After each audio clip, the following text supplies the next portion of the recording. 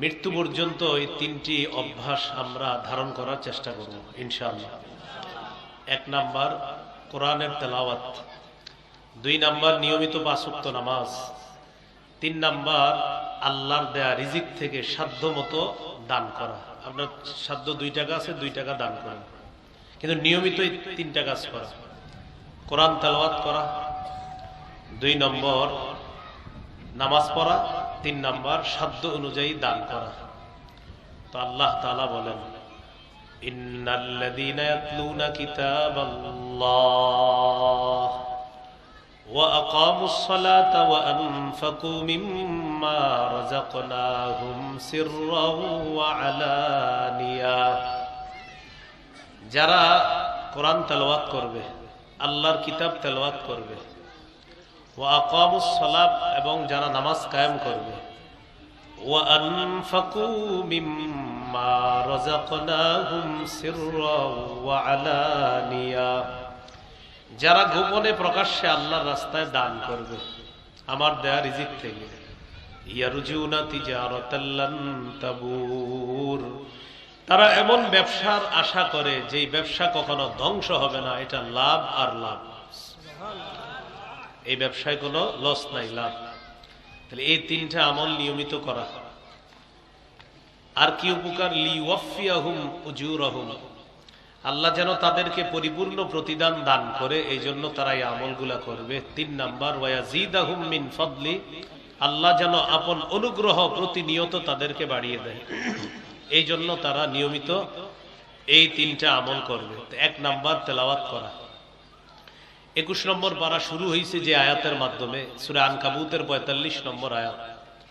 এই আয়াতে আল্লাহ তাআলা বলেন, উতলু মা উহিয়া ইলাইকা মিনাল কিতাব, নবী আপনার প্রতি যে ওহী নাজিল করা হয়, কিতাবের যে ওহী আপনার প্রতি প্রেরণ করা হয়, উতলু আপনি তেলাওয়াত করেন। আল্লাহ তাআলা নবীকে হুকুম করতেছে, উতলু আপনি তেলাওয়াত করেন। রাসূলুল্লাহ সাল্লাল্লাহু আলাইহি সাল্লামের সাথে জিবরিল আমিনের কথোপকথন শুরু হয়েছে নবুয়ত প্রকাশের মাধ্যমে। যেইভাবে কথোপকথনটা শুরু হয়েছে, সর্বপ্রথম যেই শব্দটা জিবরিল আমিন বলছে, ইকরা, নবী আপনি পড়েন। আল্লাহ তাআলা জিবরিল আমিনকে পাঠিয়ে বললেন, ইকরা, আপনি পড়েন। আর নবীজি আমাদেরকে বলেছেন, ইকরাউল কুরআন, তোমরা কোরআন পড়ো। ছোটবেলা থেকে আমরা শুনতে শুনতে বড় হয়েছি, লেখা পড়া করে যে বাড়ি গাড়ি চড়ে সে, লেখা পড়া।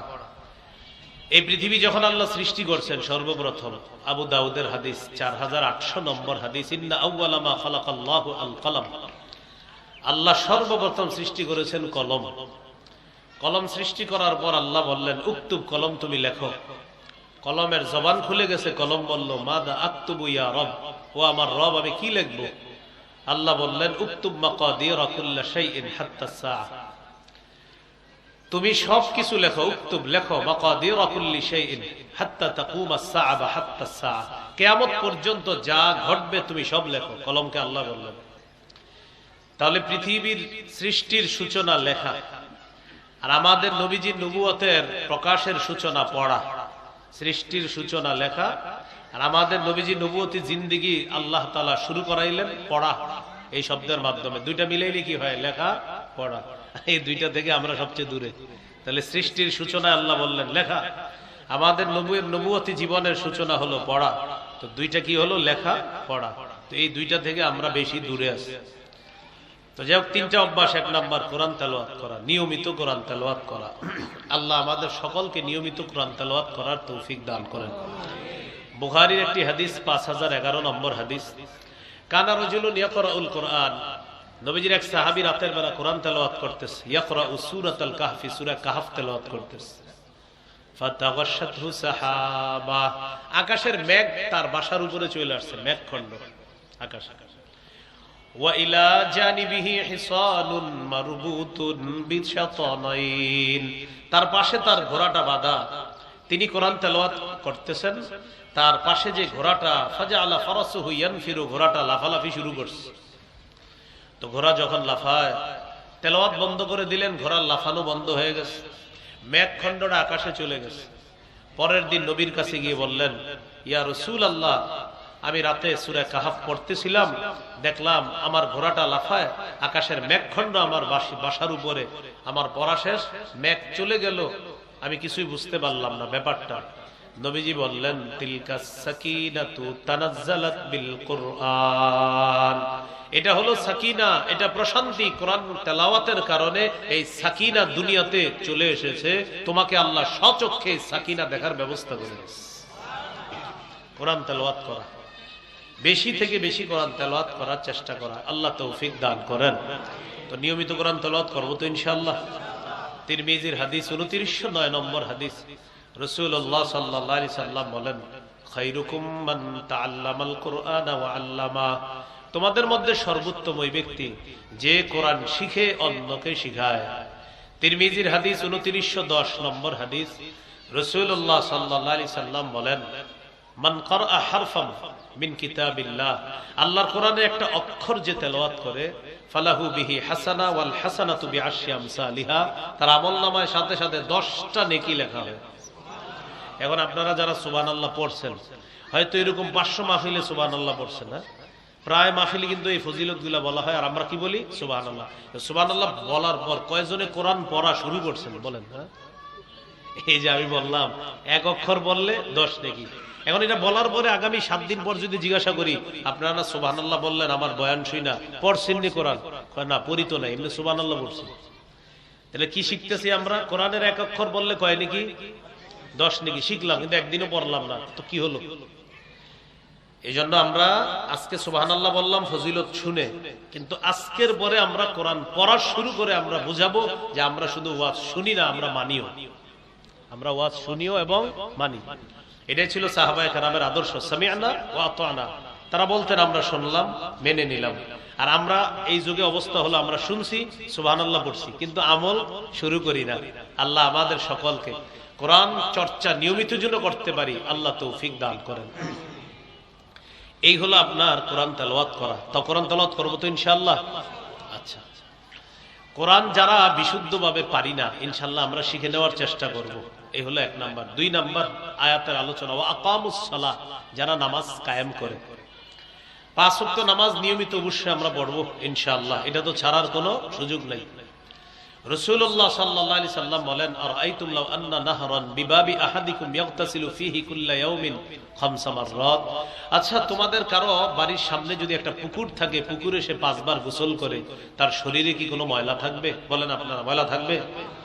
নবীজি বললেন, এইভাবে ফাযালিকা মিসলুস সালাওয়াতিল খামসি ইয়ামহুল্লাহু বিহিন্নাল খাতায়া, 5 ওয়াক্ত নামাজও এমন, কেউ যদি নিয়মিত 5 ওয়াক্ত নামাজ পড়ে, তার গুনাহগুলো আল্লাহ ধুয়ে মুছে সাফ করে দেয়। সুবহানাল্লাহ। এখনো দেখেন সুবহানাল্লাহ পড়লাম, এখন পড়ার পর কয়জন 5 ওয়াক্ত নামাজ শুরু করলাম? হ্যাঁ, তাহলে আমরা সুবহানাল্লাহ পড়বো, আবার যে আমলের কথাটা বলা হলো এটা আমরা শুরুও করব, ঠিক আছে না ইনশাআল্লাহ? আল্লাহ তৌফিক দান করেন। দেখেন, আমরা আজকে ফজর বললাম, এরপরে জুমা বললাম, এরপরে আসর বলবো ইনশাআল্লাহ। এর মাঝে কিছু ভুল ত্রুটি হয়ে যায় আমাদের অজান্তে বা অনিচ্ছায়, এই ভুলগুলা মাফ হয়ে যায়। আসর বললে আল্লাহ মাফ করে দিবেন। আসরের পরে অনিচ্ছায় কিছু ভুল হয় আমাদের, মাগরিব পড়লে আল্লাহ মাফ করে দেয়। সূরা হুদের 114 নম্বর আয়াত নাজিলের প্রেক্ষাপট কি? এক সাহাবী নবীজির কাছে আসছে, আয়েশা বলে, হুজুর আমি শেষ। কি হয়েছে তোমার? আমি তো এই অপরাধ করছি। এটা বলার পরে নামাজ শুরু হয়ে গেছে, নবীজি নামাজে দাঁড়াইলেন। সাহাবীরা কোনো সমাধান দেয় না, কিন্তু নামাজে দাঁড়ায় গেছে। নামাজ পড়ার পর নবীজি বলেন, আচ্ছা আর কার জানি সমস্যা ছিল তোমাদের? হুজুর এই যে আমার, আমি তো অপরাধ করছি। নবীজি বললেন, আমাদের সাথে নামাজ পড়ছো তুমি? হাদারতাস সালাতা মা'ানা, আমাদের সাথে নামাজে অংশগ্রহণ করছো? তো তিনি বললেন হ্যাঁ। নবীজি বললেন, বাস, আমাদের সাথে নামাজ পড়ছো না, তুমি যে সমস্যা নিয়ে আসছিলে সমাধান হয়ে গেছে। তখন নবীজি কোরআনের আয়াত তেলাওয়াত করে শোনাইলেন, ওয়াকিমিস সালাতা তারাফাইন নাহার ওয়া যুলাফাম মিনাল লাইল ইন্নাল হাসানাতি ইউযহিবনাস সাইয়্যাত, তোমরা সকাল সন্ধ্যা এবং রাতের কিছু অংশে নামাজ আদায় করো। মনে রাখবা, পুণ্য পাপকে মিটিয়ে দেয়, পুণ্য পাপকে মিটিয়ে দেয়। তুমি যে পুণ্য করেছো, নামাজ নামক পুণ্য, এটা তোমার পাপকে মিটিয়ে দিছে। তাহলে 2 নাম্বার আমল, নিয়মিত 5 ওয়াক্ত নামাজ পড়বো ইনশাআল্লাহ।